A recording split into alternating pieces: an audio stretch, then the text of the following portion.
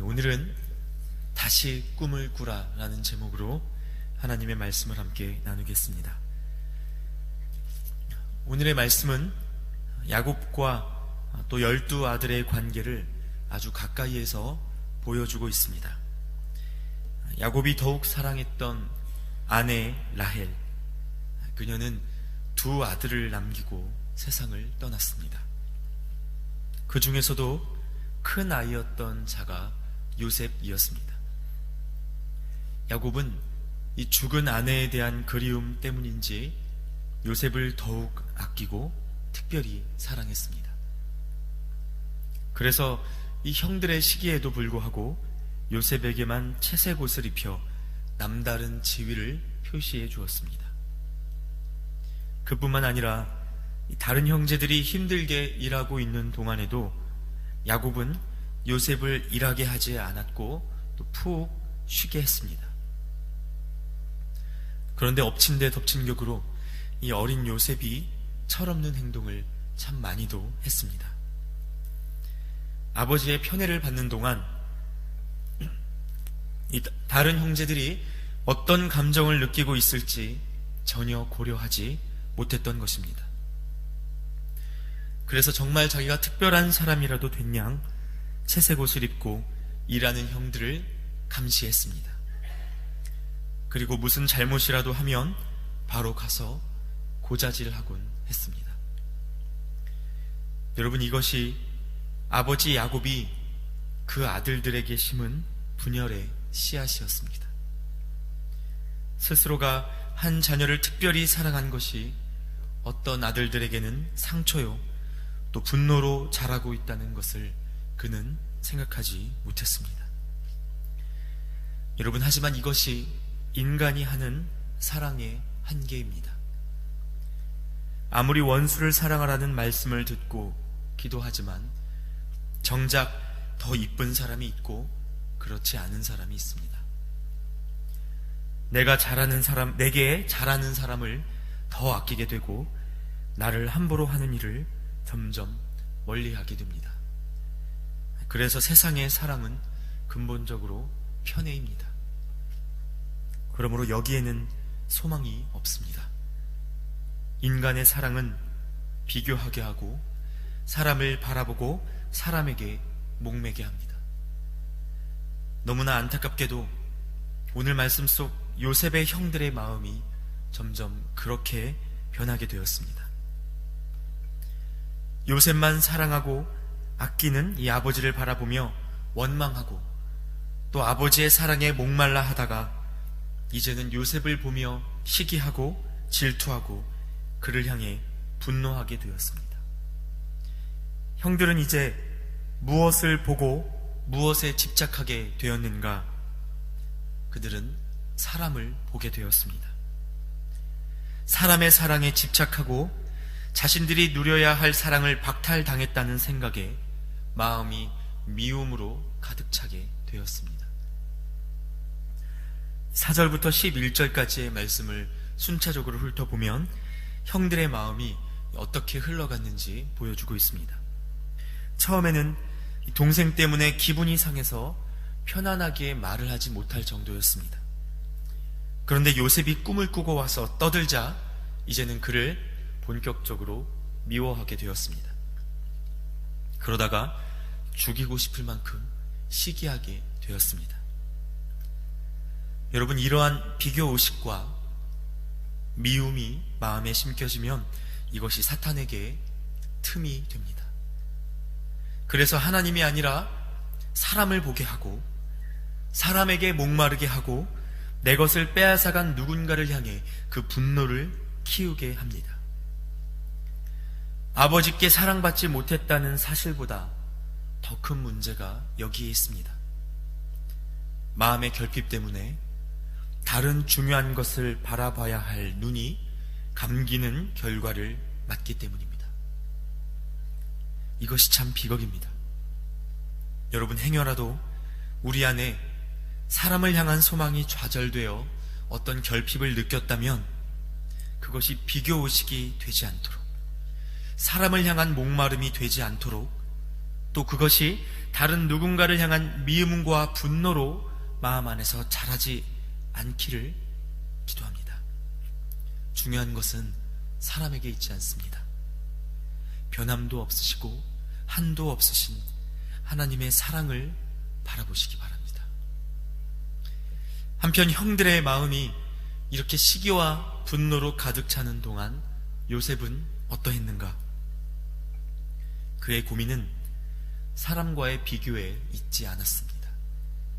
사실 이 철없고 어린 요셉은 별로 그렇게 고민 자체도 없었던 것 같습니다.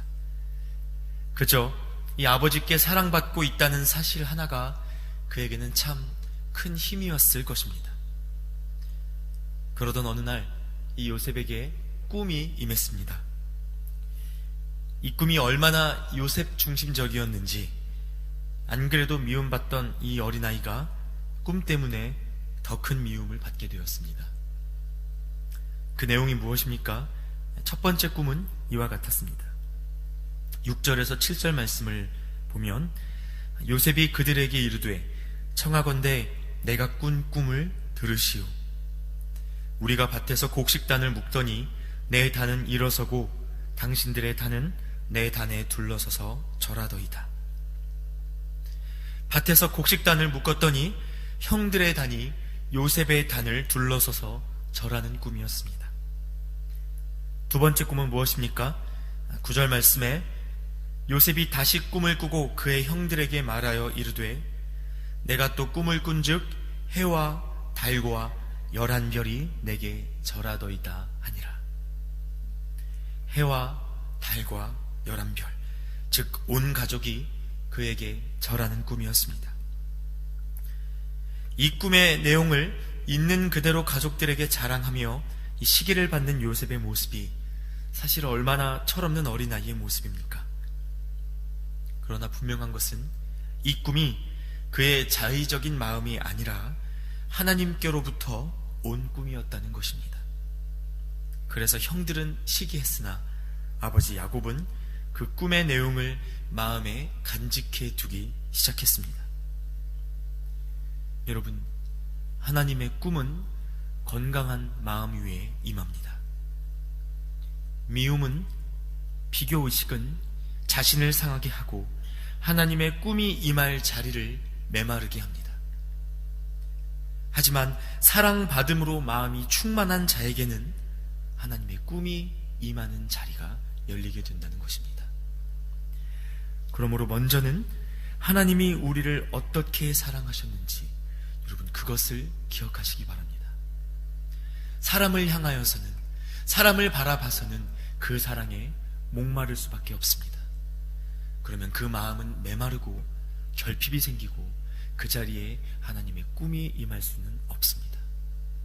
하나님의 사랑을 바라보는 자, 하나님의 사랑을 기억하는 자, 우리가 어떤 사랑을 받은 자인지 알고 있는 자에게, 그 건강한 마음으로 감사를 드리는 자에게 하나님의 꿈이 임하는 역사가 이루어진다는 것입니다.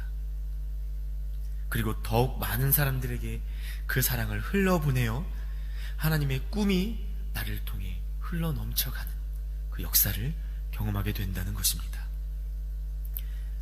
이렇게 오늘의 말씀은 형들과 요셉의 마음이, 그 마음의 길이 점점 멀어지고 있음을 대조적으로 보여주고 있습니다. 사실상 여기에서 이들의 인생은 방향이 나뉘고 말았습니다.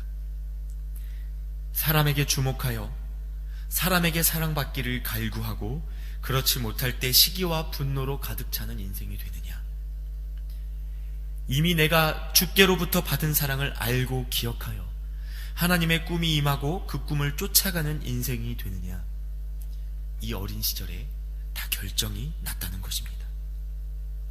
여러분, 우리의 마음에는 지금 무엇이 있습니까? 요셉의 형들처럼 사람에게 주목하다가 미움을 품게 되었습니까? 아니면 요셉처럼 하나님의 꿈을 품고 계십니까?